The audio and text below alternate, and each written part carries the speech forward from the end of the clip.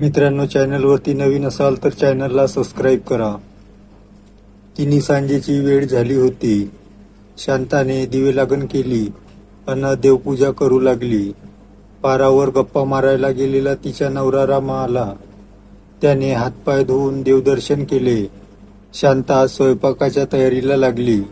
रामाने जनावरांना वैरण टाकावी म्हणून कडब्याच्या पेंड्या तोडायला सुरुवात केली. रामाची आई बयाबाई देवळात भजनासाठी गेली होती. पुढच्या तासभरात जेवण तयार झाले. रामा जेवणासाठी उतावीळ झाला होता, कारण लवकर जेवण करून त्याला नदीजवळील शेतात गव्हाला पाणी पाजायला जायचे होते. शांता, अगं झालं का तयार जेवण? मला वाट पटकन झाले असेल तर, काहीशा घाईत तो म्हणाला. अहो, रोज तर उशिरा जेवता, आज एवढ्या लवकर? अचंबित होऊन शांता म्हणाली. हो, टेकाच्या शेतात जायचे आहे गव्हाला पाणी पाजायला. झालं असेल तर वाट बघू पटकन. रामा गडबडीत दिसत होता. म्हणजे ते नदीजवळचे शेत ना? शांताने विचारले. रामाने होकार दिला. पटकन जेवण उरकून त्यानं टार्च अन काठी हातात घेतली. गळ्यात एक टावेल टाकला अन तो शेताकडे निघाला.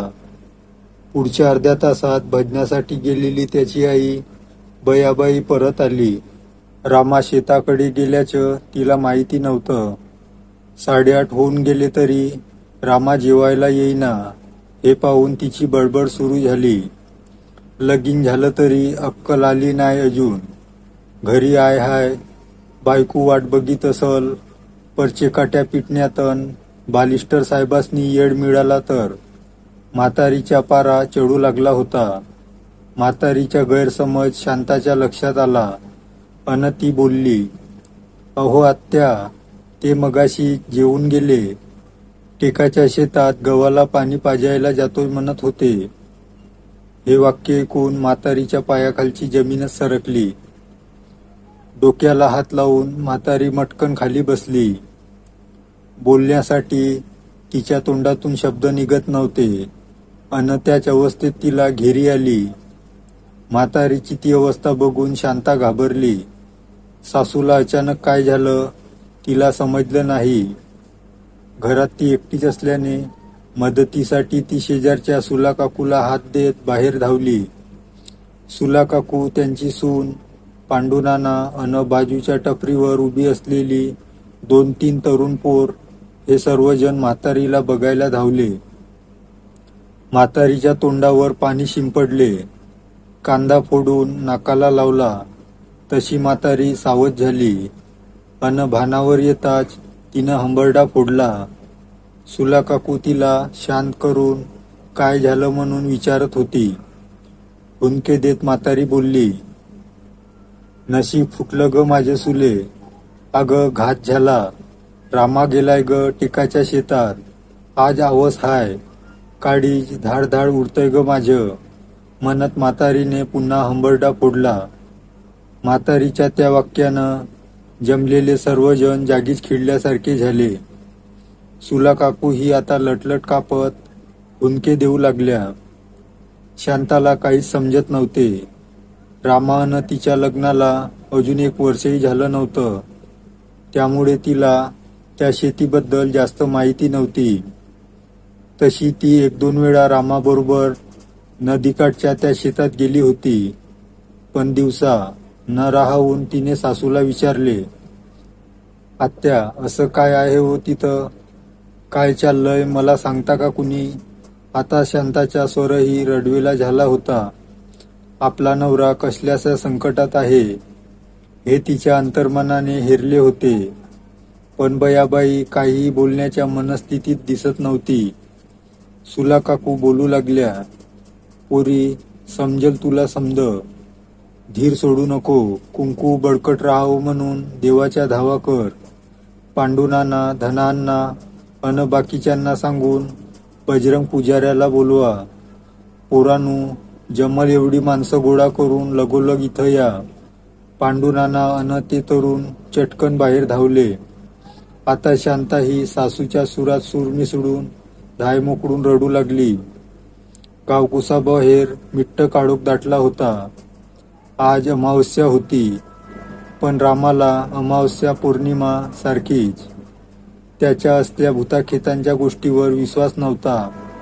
लहानपणापासून त्याने बरेच किस्से ऐकले असले तरी त्याला त्या अफवाच वाटत, कारण त्याला प्रत्यक्ष कधीही असला अनुभव आला नव्हता. रामाला शेतात येऊन तास लोटला होता. आल्या आल्या मोटार चालू करून तो कामाला लागला होता. पाटाचे पाणी एका वेळी 3-3 सऱ्यांना वळवून शेताच्या शेवटपर्यंत पाणी पोचले की नाही खात्री करून मग पुढच्या 3 सऱ्यांना पाणी वळवत त्याचे काम संथ गतीने चालू होते. टार्चच्या प्रकाशाने अंधार चिरला जात होता. बाजूने वाहणाऱ्या नदीच्या पाण्याच्या खडखडाट शांतता छेदत होता. त्याला रातकिड्यांची साथ मिळत होती.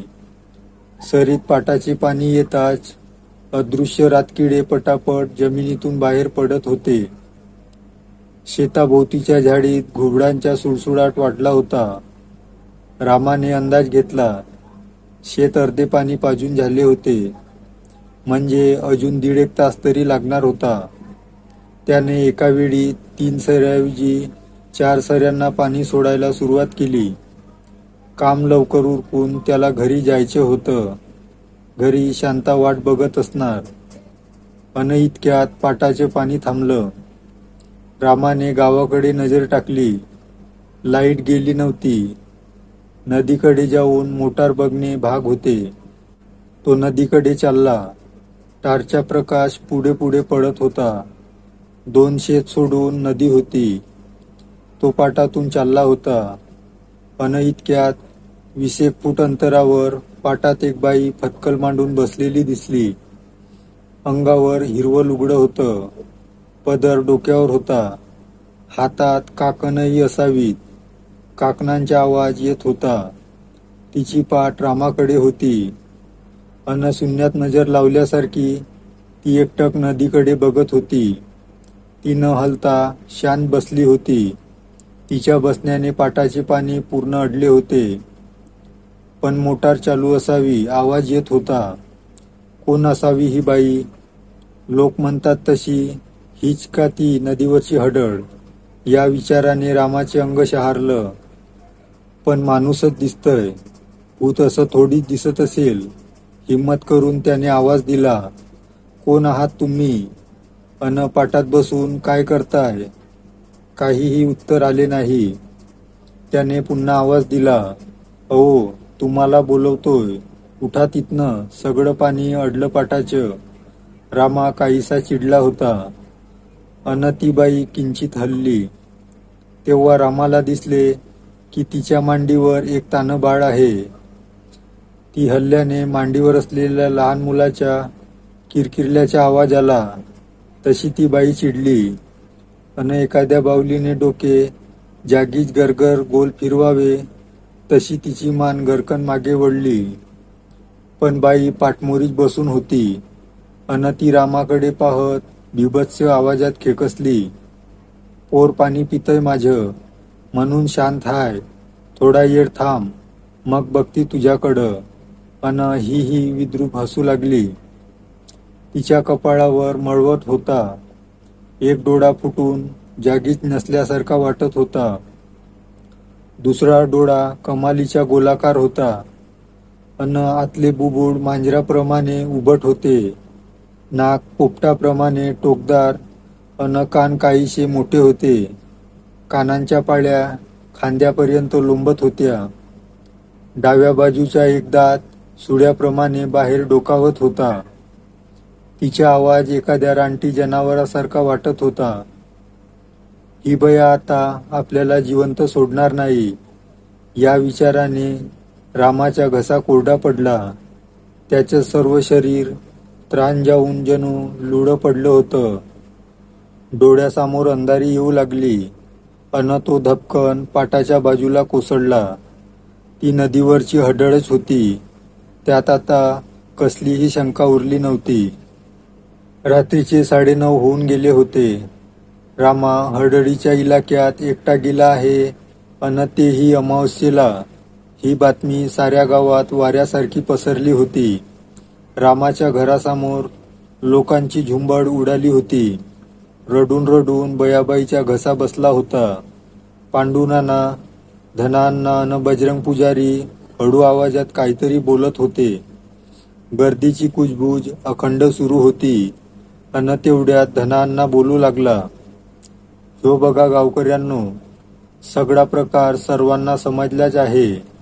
आपल्या भल्यासाठी आपण नियम बनवला आहे की त्या हडळीच्या इलाख्यात अमावस्येला रात्री कुणीही जायचे नाही. तिने मागील 200 वर्षात 50 बळी घेतले आहेत.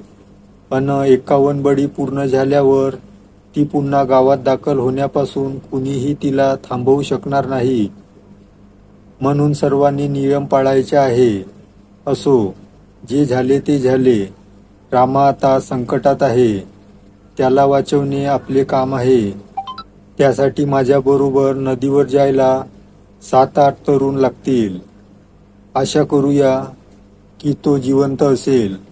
त्याला घरी आणल्यावर आपण त्या हडळीच्या कायमचा बंदोबस्त करण्याचे पाहू.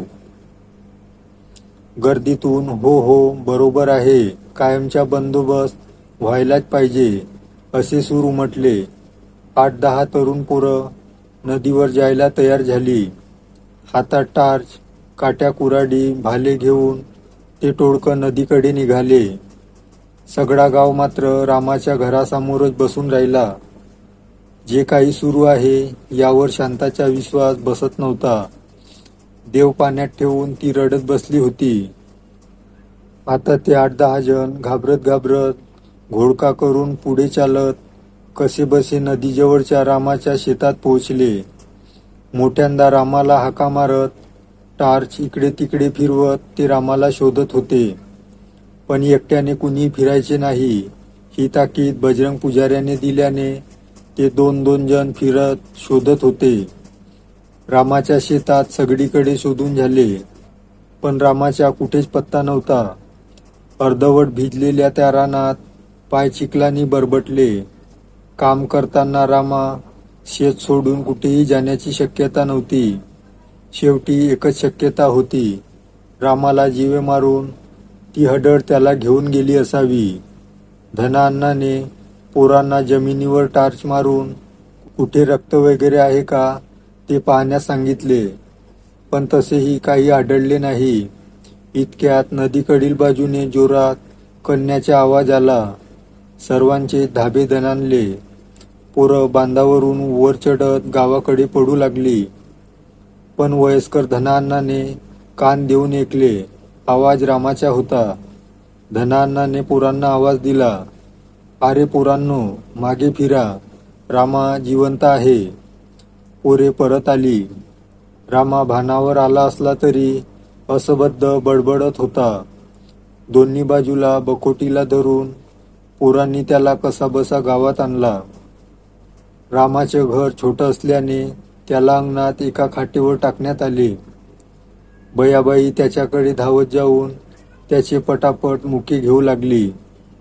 शांताचे आनंदाश्रू थांबतच नव्हते. बायांनी रामाभोवती गराडा घातला. बजरंग पुजारी पुढे आला अन त्याने सर्व बायकांना हटवून बाजूला केले. रामा आता चांगला शुद्धीवर आला होता, पण त्याची बडबड किंचित सुरू होती. एवढे लोक आजूबाजूला बघून तो काहीसा बावरला. बजरंग पुजाऱ्याने त्याला पाणी पाजले अन नेमके काय झाले ते विचारले. बघ्यांची गर्दी जणू याच प्रश्नाची वाट पाहत होती.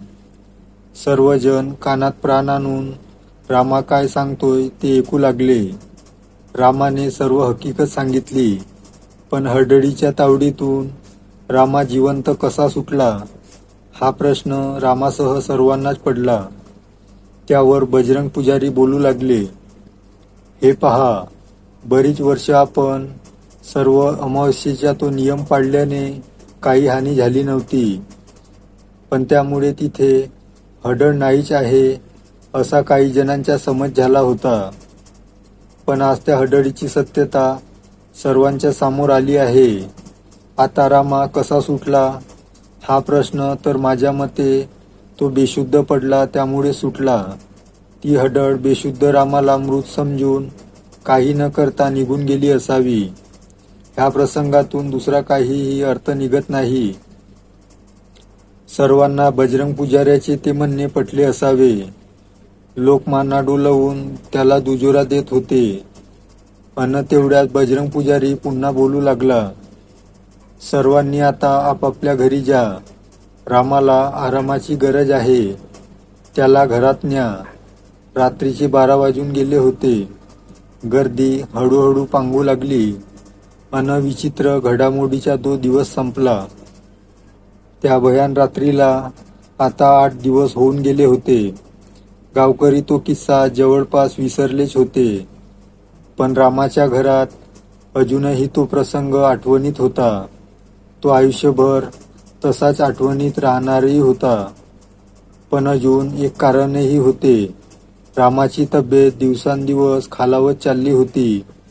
तो खंगल्यासारखा दिसत होता. त्याची बडबड वाढतच चालली होती. बयाबाईने सर्व अंगारे धुपारे वापरून पाहिले, पण कशाचाही गुण येत नव्हता. अन आता तर तो रात्री अपरात्री बडबड करत घरातून बाहेर यायला पाहत होता. मला ती बोलवते म्हणत नदीकडे बोट दाखवत होता. शेवटी बयाबाईने बजरंग पुजाऱ्याला बोलवून सर्व प्रकार कथन केला. हे सर्व ऐकून बजरंग पुजाऱ्याच्या चेहऱ्यावरचा रंगच उडाला. त्याने जाणले की रामा अजूनही हडळीच्या तावडीत आहे. अन जर ती हडळ रामाच्या बळी घेण्यात यशस्वी झाली तर ती गावात दाखल होईल. या विचाराने बजरंग पुजाऱ्याचे अंग शहारले. त्याने तत्काळ पांडुनानाला बोलवून आज रात्री चावडीवर गावची मीटिंग बोलवायला सांगितली. रात्री 9च्या सुमारास मीटिंग सुरू झाली. पण कशासाठी मीटिंग आहे हे पुजारी सोडून कुणालाच माहिती नव्हते. सर्वजण कुजबुजत अंदाज बांधत होते. तेवढ्यात बजरंग पुजारी बोलायला उभा राहिला. त्याच्या हातात फिक्कट केशरी रंगाच्या कापडात गुंडाळलेली एक वस्तू होती. बहुधा पंचांग किंवा एखादी नोंदवही असावी. पुजारी बोलू लागला. हे पहा, रामाला त्या हडळीने जिवंत सोडले अन आपण सर्वांनी सुटकेचा श्वास टाकला. आपण त्या हडळीच्या कायमचा उपाय करायच्या गोष्टी केल्या, पण पुढे काहीही केले नाही. पण मी सर्वांना खात्रीपूर्वक सांगतो, धोका अजूनही टळलेला नाही. त्याच्या शेवटच्या वाक्याने सर्वांनाच धडकी भरली. सर्वजण अधीर होऊन पुजारी काय बोलणार ते ऐकू लागले. रामा जरी जिवंत असला तरी अजूनही तिच्या कब्जात आहे. अन ती हडळ त्याला घेऊन जाण्याचे सर्वतोपरी प्रयत्न करत आहे. आणि जर का तसे झाले तर तो तिच्या 51वा बळी ठरेल. अन त्या हडळीच्या गावात येण्याचा मार्ग मोकळा होईल.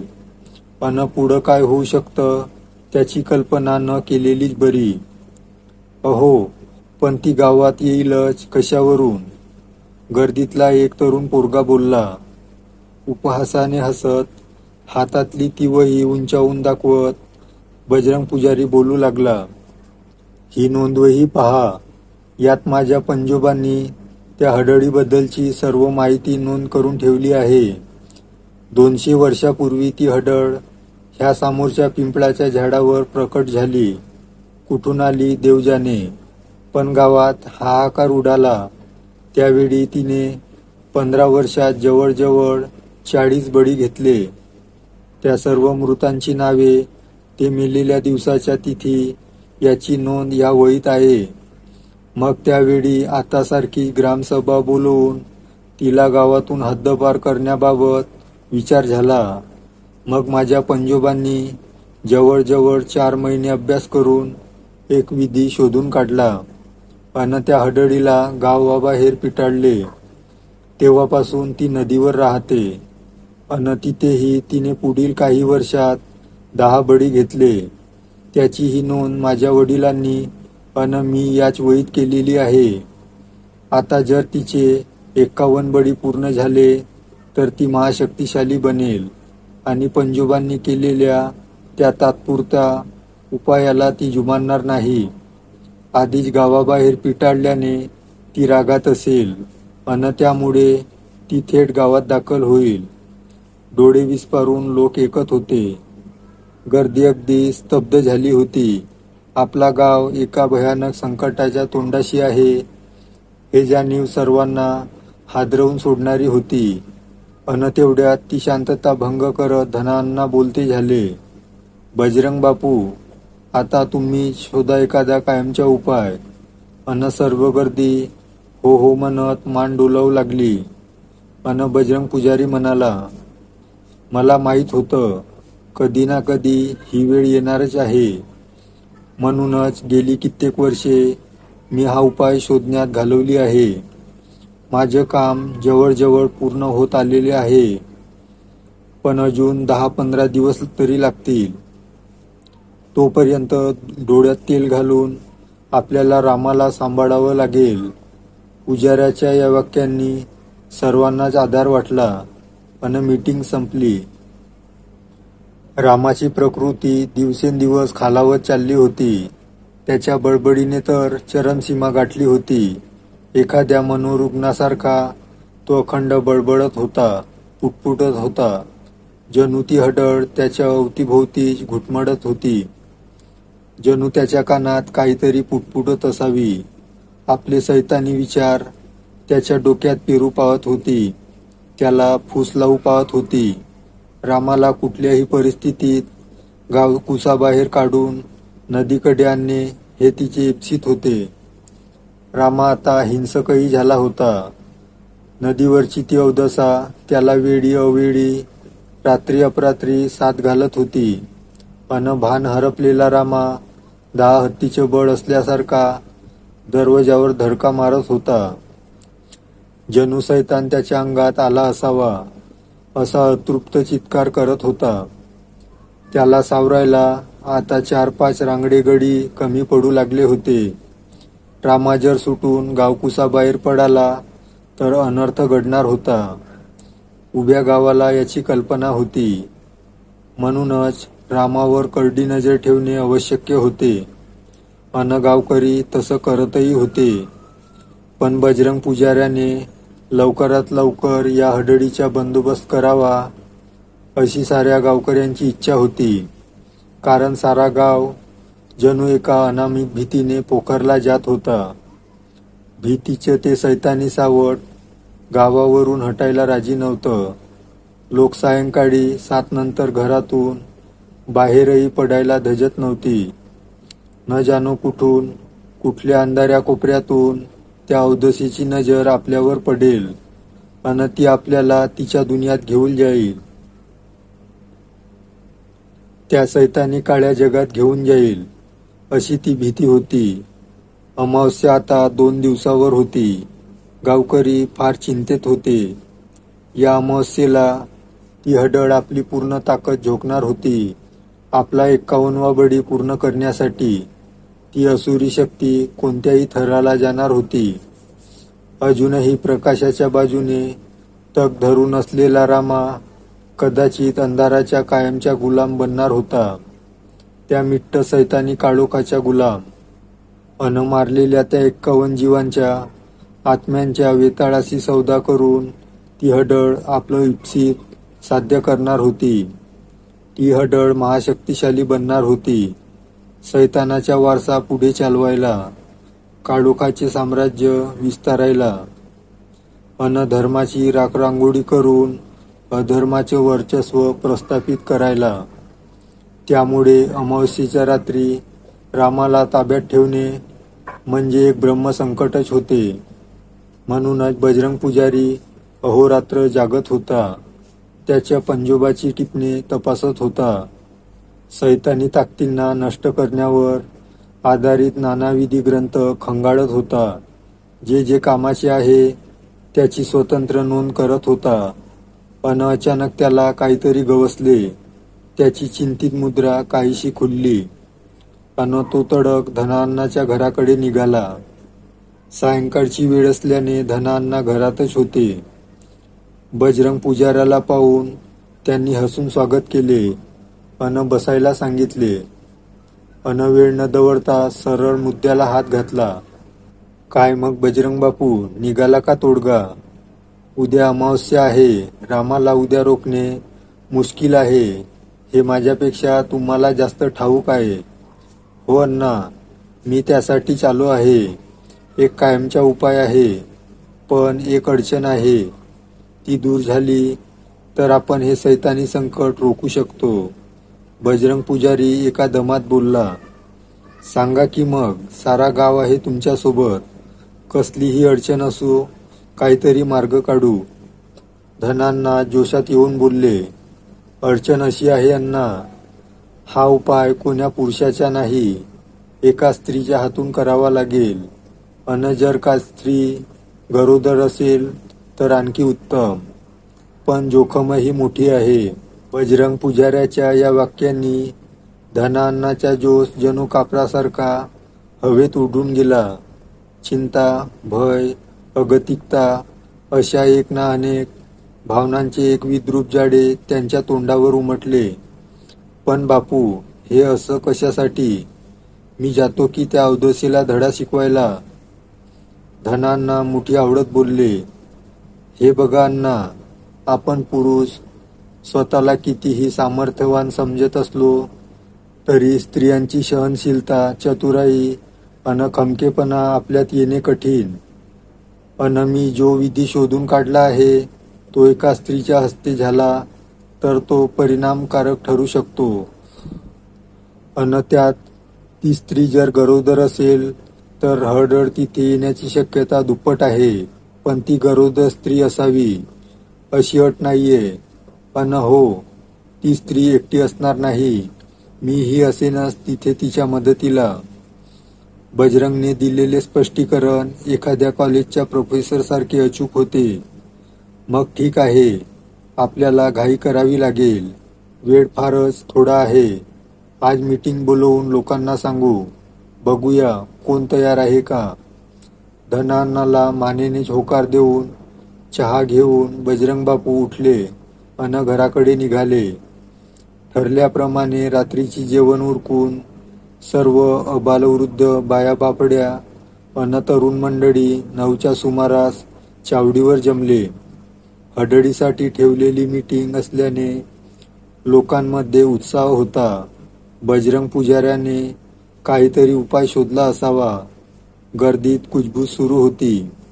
रामाला घरातच ठेवून दाराला कुलूप लावून बयाबाई अन शांताही उपस्थित राहिल्या होत्या.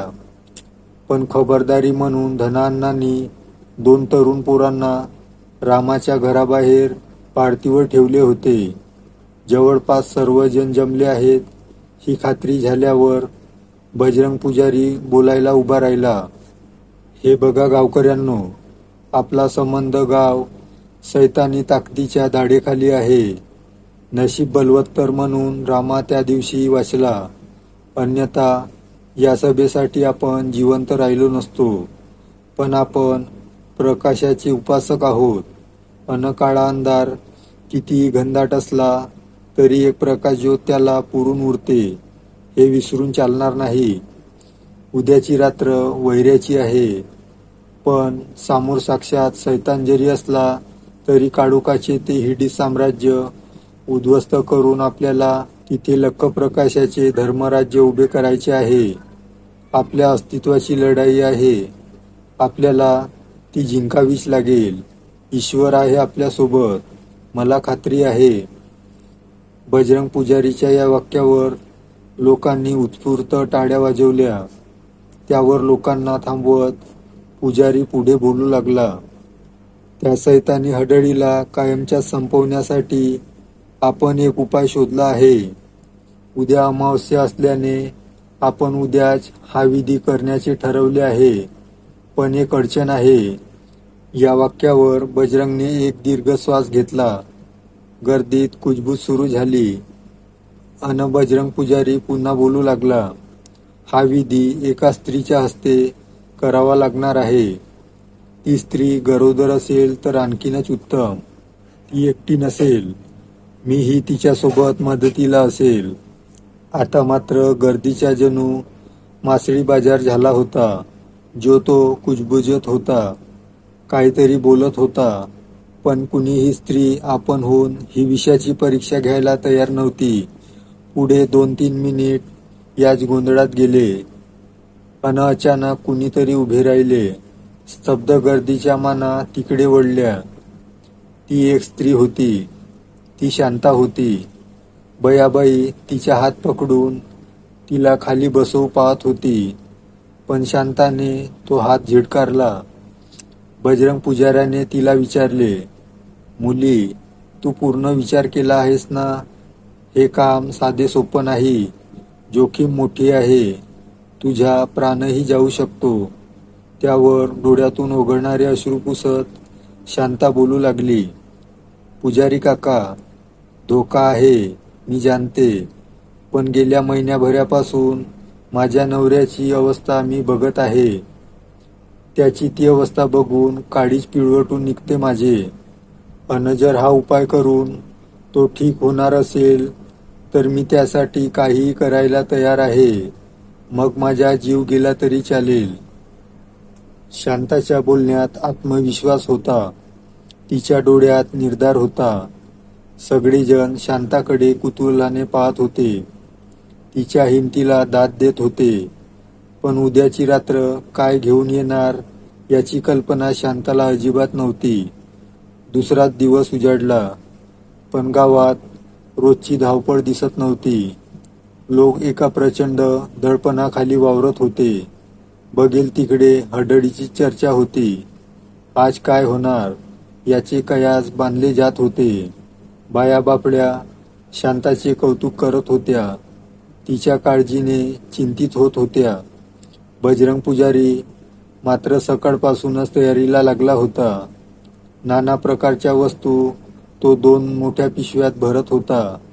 त्याने नोंद केलेल्या तो विधी पुन्हा पुन्हा वाचत होता, मनन करत होता. आता 3 सांजा होऊन गेल्या होत्या. दिवस आता रात्रीच्या कुशीत समवला होता. सगळीकडे अमावस्येचा मिट्ट काळोख दाटला होता. त्या सैतानी काळोखात डोळे फाडून पाहिलं तरी काहीही दिसत नव्हतं. त्या मिट्टो काळोखात ती हडळ कुठेतरी धबा धरून बसली असावी, एखाद्या निष्णात शिकाऱ्यासारखी, घात घालून सावजावर टिपलेली. रात्रीचे 9 होऊन गेले. बजरंग पुजारी सर्व तयारी करून चावडीवर पोहोचला. 9:30 होईपर्यंत हळूहळू करत सारा गाव चावडीवर जमा झाला. शांताही आली. आणखी वेळ न दवडता बजरंग बोलू लागला, आम्ही आता निघत आहोत. आजची रात्र ही काळरात्र आहे. तरी सर्वांनी लगेच आपापल्या घरात जा. कुणीही इतरत्र भटकू नका. दारे खिडक्या नीट बंद करा घरातच राहा. जर का काही घात झाला हडळीने डाव साधला तर ती थेट गावात येऊ शकते. तेव्हा घरात राहून आमच्या सुखरूप परतण्यासाठी देवाची पूजा करा. उद्या सकाळपर्यंत कुणीही घरातून बाहेर पडू नका. बजरंग पुजाऱ्याची ती वाक्ये हृदयाच्या थरकाप उडवणारी होती. जर खरंच या दोघांपैकी एकालाही हडळ ठार करू शकली तर ती केव्हाही गावात येऊ शकत होती. तो विचार काळजाचा ठोका चुकवणारा होता. अखंड गर्दीला जणू एक भीतिरूपी कालसर्प डसला. कुणीही काही बोलण्याच्या मनस्थितीत नव्हते. धनान्नाने हाताने सर्वांना जाण्याचा इशारा केला. तसे लोक पटापट उठून घरी जाऊ लागले. पुढील 5 मिनिटात सर्व चावडी रिकामी झाली. फक्त 4-5 लोक तिथं उभे होते. बयाबाई, शांता, धनान्ना, बजरंग पुजारी, पांडुनाना अन एक तरुण. बजरंग पुजारी शांताला उद्देशून हळू आवाजात काहीतरी समजावत होता. बाकीचे आता बघ्याच्या भूमिकेत होते. चांगले 10 मिनिट झाल्यावर बजरंग पुजारी बोलायचा थांबला. धनान्नाला बाजूला घेऊन काहीतरी सांगू लागला. पुढच्या 2च मिनिटात बाकीच्यांना उद्देशून म्हणाला, वेळ झाली आहे, आम्हाला निघावं लागेल. तशी बयाबाई शांताला कवटाळून जोरजोरात रडू लागली. 2 मिनिटाच्या अवकाशानंतर ते दोघे नदीकडे निघाले. बजरंग पुजारी दोन्ही हातात सामानाच्या 2 पिशव्या अन एक टॉर्च घेऊन पुढे चालत होता. शांताई हातात एक टॉर्च घेऊन मागून चालली होती. आता ते नदीकडच्या पायवाटीला लागले होते. गावाबाहेर आल्यावर शांताला जाणवलं, अगदी मिट्ट काळोख दाटला होता. अमावस्येची ती रात्र खायला उठत होती. सैतान जणू आपल्या नरड्यातून काळोख ओतत ती रात्र अजूनच भयानक करू पाहत होता. रातकिडेही जणू सैतानाच्या धावा करत असावे अन रात्र भीषण बनवण्यात आपलं योगदान देत असावे. हे अमावस्येच्या रात्री म्हणजे स्वर्गलोक, मृत्यूलोक अन पाताळातही ज्यांना स्थान नाही अशा अतृप्त जीवांची आवडीची रात्र. आजूबाजूच्या या मिट्ट काळोखात न जाणे किती प्रेतात्मे मृत्यूलोकात यायची धडपड करत असतील, धबाधरून शिकाराची वाट बघत असतील. शांता अन दोघे झरझर पावले उचलत होते. नदी गावापासून अंदाजे 1 मैलावर होती. अजून 5-1 मिनिटात ते नदीवर पोचणार होते. इतक्यात जवळच कुठून तरी कोल्हेकुई ऐकू येऊ लागली. डाव्या बाजूच्या उसाच्या शेतातून आवाज येत होता. अचानक आलेला तो आवाज भोवतीची भीषण शांतता चिरत असा काही गेला की क्षणभर ते दोघे दचकले. बजरंगने हाताने शांताला चालत राहा असा इशारा केला. भीतीने गांगारून गेलेली शांता गुमान चालू लागली. आता ते रामाच्या शेतातून पुढे जात होते. नदी आता अगदी जवळच होती अन नदीकाठची झाडे अचानक सडसडू लागल्याचा भास झाला. हडडीला त्यांची चाहूल लागली होती का? 11 वाजून गेले होते. आता ते दोघे नदी पात्रात उभे होते. पात्र जरी मोठे असले तरी पाणी मात्र जास्त नव्हते. बरेच पात्र हे कोरडे होते. दगडवाळू अन लावाळ्याच्या तुरळक झुडपांनी भरलेले. त्या रेताळ पात्रात बजरंग ठाण मांडून खाली बसला. तोंडातून कसलासा मंत्रजप अखंड चालू होता. शांता चोहीकडे नजर भिरकावत बाजूला बसली होती. तीही तोच मंत्र पुटपुटत असावी. बजरंगचे हात तलवारीच्या चपळतेने चालू लागले होते. टारच्या उजेडात त्याने दोन्ही पिशव्यातले सामान भरभर बाहेर काढले अन तो तयारीला लागला. त्याने पहिल्यांदा एका रिकाम्या पिशवीत वाळू भरली. त्यावर हळदी कुंकू टाकून कसलेसे मंत्र उच्चारून ती पिशवी घेऊन भरभर चालत तो पाण्याच्या दिशेने गेला. ती पिशवी वाळूसह पाण्यात बुडवून वाळू ओली केली अन गेल्या पावली परत आला. त्या ओल्या वाळूने त्याने दोघांभोवती अंदाजे 15 फूट व्यासाचे एक रिंगण बनवले. इकडे शांताने सामानातले शाळूचे पीठ काढले अन बजरंगने सांगितल्याप्रमाणे वर्तुळाच्या एका बाजूत 2 तारका काढल्या. त्याच्या मध्यभागी चिमटीने जवस, काळे तीळ, उडीद अन मीठ ठेवले. बाजूला बजरंगने एक मोठा खड्डा बनवून त्यात सोबत आणलेल्या वाळक्या काठ्या, कापूर, धूप टाकून त्याने तो यज्ञ सुरू केला. धुपाच्या वासाने वातावरण काहीसे सुसह्य झाले. त्या मिट्ट काळोखाचा छेद घेत यज्ञाचा तो प्रकाश बाजूला पसरू लागला. पण त्यामुळे बाजूचा तो सैतानी काळोख चिडला असावा. त्याने वाऱ्याचे अखंड झोत पाठवून उजेडाचे ते युलेसे अस्तित्व पुसण्याचा डाव सुरू केला. सैतान जणू खवडून फुंकर मारत होता. बजरंग कापुराच्या वड्या टाकून यज्ञ अखंडित ठेवण्याचा प्रयत्न करत होता.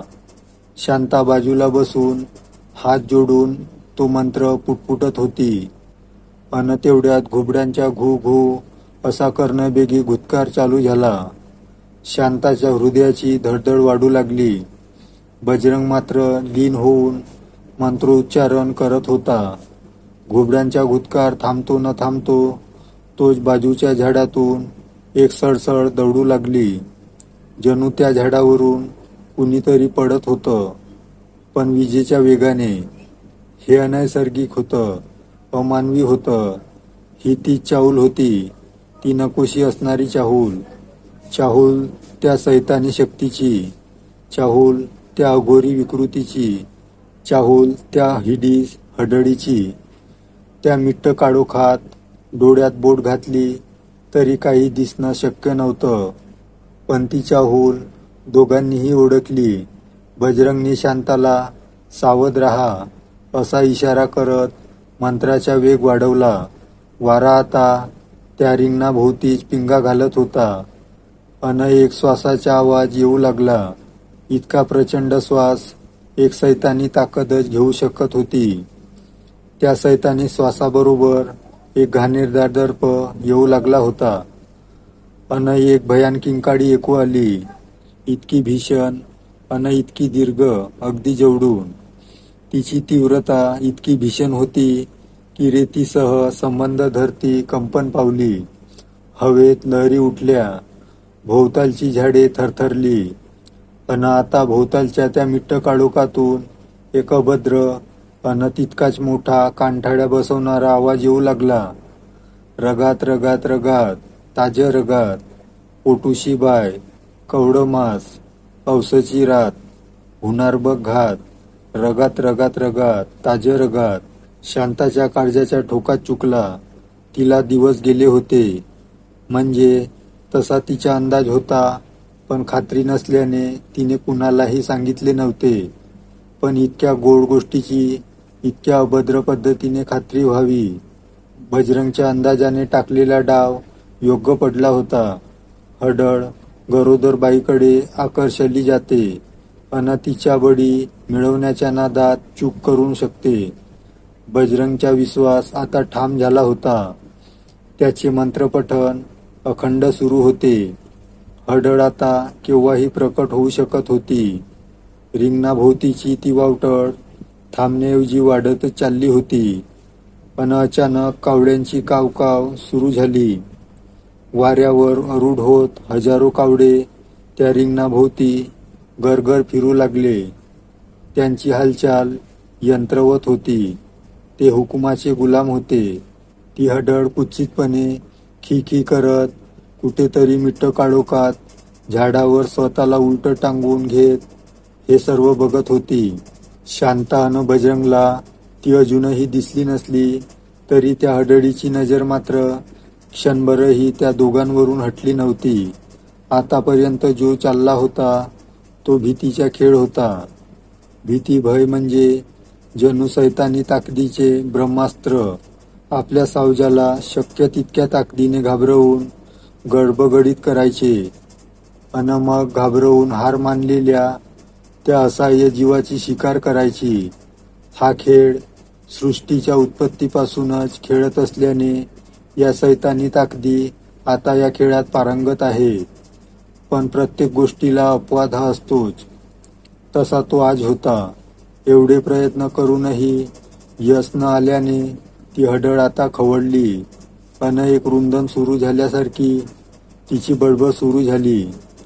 आजच्या रातीला काळोख आहे सातीला, रगताचे पाठ, मासाचं ताट, नरडीचा घोट, भरतय बघ पोट, दिवा का लावलाय, काळोख आहे सातीला, रगात रगात रगात, ताजं रगात. पण ही बडबडही हृदयाच्या थरकाप उडवणारी होती. आता पुन्हा तिच्या त्या कर्णभेदी किंकाळ्या सुरू झाल्या. एका विशाल पिंपळाच्या झाडावर उलटी लटकलेली ती विद्रूप हडळ आता त्या दोघांकडे झेपावली. ती हवेतून तरंगत येत होती. रिंगणातला उजेड तिच्यावर पडला. ती फार हिडीस दिसत होती.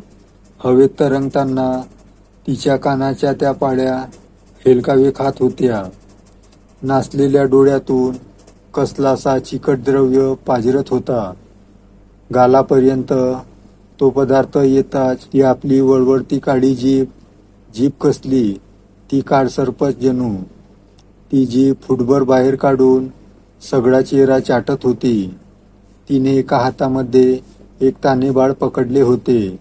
रिंगणात बसलेल्या त्या दोन जीवांना बघताच ते बाळ काहीसे मान वळवून पाहू लागले अन किंचित हसले.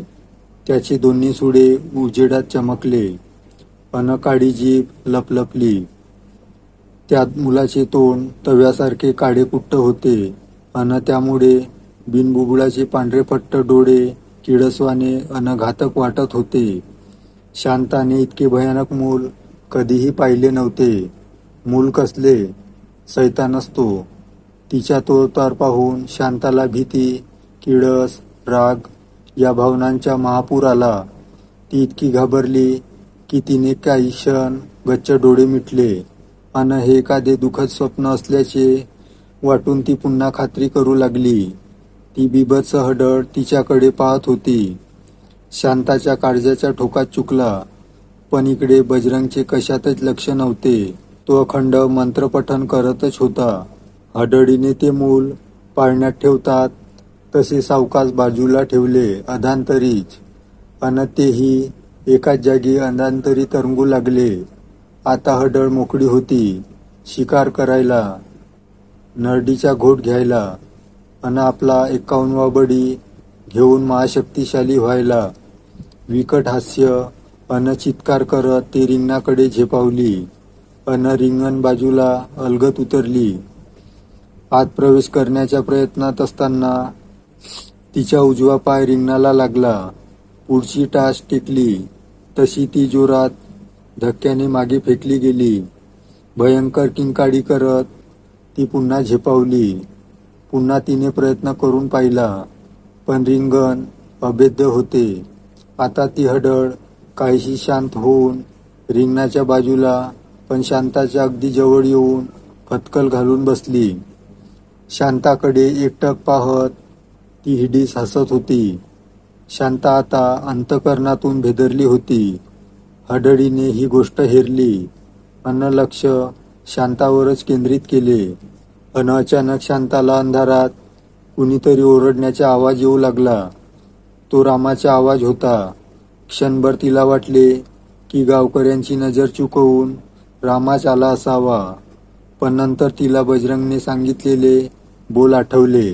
हडळ चकवा देते. तिने त्या आवाजाकडे दुर्लक्ष केले अन ती यज्ञाकडे बघत बसून राहिली. अन अचानक वाळूतून हेलपाटे खात येणारी एक आकृती दिसली. आता ती आकृती जवळ आली होती अन रिंगणाच्या प्रकाशात आल्यावर कळाले तो रामाच होता. तो धडपडत आला पण रिंगणापासून 10-1 फूट अंतरावर येऊन धपकन पडला. त्याला पाहून शांताच्या मनात धस्स झालं. ती उठली अन तडक तिकडे झेपावली अन गुडघ्यावर बसून त्याला उठवू लागली. रिंगणाकडे खेचू लागली. तेवढ्यात रामाच्या अंगातून काळा धूर येऊ लागला अन तो नाहीसा झाला. त्या ठिकाणी हडळीचे ते सैतानी मूल होते. हडळ डाव खेळली होती अन त्यात शांता फसली होती. हडळीने शांताच्या केसांना पकडले अन हडळ जमिनीपासून 4-1 फूट तरंगत शांताला फरफटू लागली. भयानक हसत हडळ रिंगणाभोवती शांताला गरगर फिरवू लागली. वाळूत शांताचे पाय ओढले जात होते. वाळूच्या सर असा आवाज येत होता. बजरंग रंगात आला होता. त्याचा चेहरा आता प्रफुल्लित होऊ लागला होता. तो मोठ्याने मंत्र म्हणत उठला अन आकाशाकडे हात उंचावत अचानक ओरडू लागला. या हे प्रेतात्म्यांनो या. ही तुमची पहिली अन शेवटची संधी आहे. मी तुम्हाला तुमचा प्रतिशोध घेण्याची संधी दिली आहे. तुम्हाला आवडणारी अमावस्येची रात्र आहे अन तुमचा शत्रूही तुमच्या समोर आहे. या मला मदत करा. या काळ्या सैतानी ताकदीला हरवण्यासाठी अन काळोखावर प्रभेचा विजय होण्यासाठी मदत करा. या मला मदत करा. हडळीने जे 50 बळी घेतले होते त्या निष्पाप जीवांच्या आत्म्यांना बजरंगने पाचारण केले होते. पण ते नक्की येणार का? बजरंगला खात्री नव्हती. धोका होता पण तो पत्करावाच लागणार होता. त्याखेरीज अन्य पर्यायही नव्हता. बजरंग आता शांत होऊन वाट पाहत होता. बजरंगच्या त्या आरोडीने ती हडळ गरगर फिरायची थांबली. तिने शांताचे केस सोडले. शांता धपकन खाली पडली. ती मूर्छित झाली होती. हडळ भयानक चित्कार करत रिंगणाकडे झेपावली अन बोलू लागली, "ए पुजाऱ्या मुर्द्या, मला ज्यांनी नदीकडे धाडलं त्या पुजाऱ्याची औलाद नव्ह तू. तुला तर मी कच्च खाती बघ. बरा घावलास तावडीत." अन तेवढ्यात रिंगणाभोवती काळ्या धुराच्या एक अजस्त्र लोट पसरू लागला. चित्र विचित्र चित्कार ऐकू येऊ लागले. धूर विरत जाऊ लागला. तशा भोवताली भोंगावणाऱ्या काळ्या आकृत्या दृष्टीत पडू लागल्या. प्रेतात्मे आले होते. इहलोक, परलोक अन पाताळलोक यामधल्या पोकळीत एकाकी तडफडणारे ते उपद्रवी जीव आपला प्रतिशोध घेण्यासाठी आसुसले होते. 1, 2, 4, 15, 20 न जाणे कित्येक आकृत्या होत्या. त्या आकृत्यांनी हडळीला जखडून धरले.